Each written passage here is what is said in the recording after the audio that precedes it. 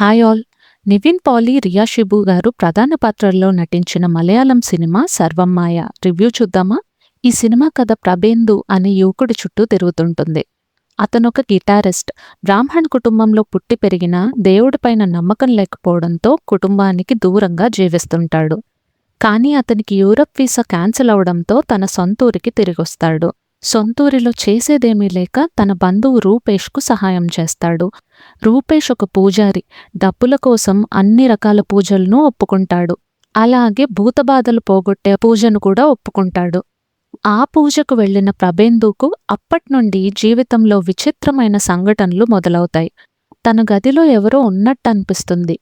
ఉండడమే కాదు, అతని కళ్ళకొక అమ్మాయి కూడా కనిపిస్తుంది.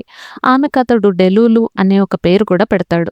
డెలులు చాలా చలాకీగా, అల్లరి స్వభావంతో ఉంటుంది. అసలామెవరు?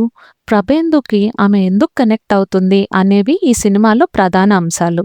ప్రభేందు, డెలులు మధ్య ఉన్న అనుబంధమే సినిమాకు ప్రాణమని చెప్పొచ్చు. సెకండ్ హాఫ్లో చాలా లాగ్ ఉంటుంది. క్లైమాక్స్లో క్లారిటీ ఉండదు. ఇంకా కొంచెం క్లియర్గా చెప్పుండొచ్చు. సో 'సర్వమ్మాయ' ఒక entertaining supernatural comedy cinema అని చెప్పొచ్చు. కథ కొత్త కాకపోయినా క్యారెక్టర్స్ వల్ల, ఎస్పెషల్లీ డెలులు ఫ్యాక్టర్ వల్ల మూవీ ఇంట్రెస్టింగ్గా ఉంటుంది.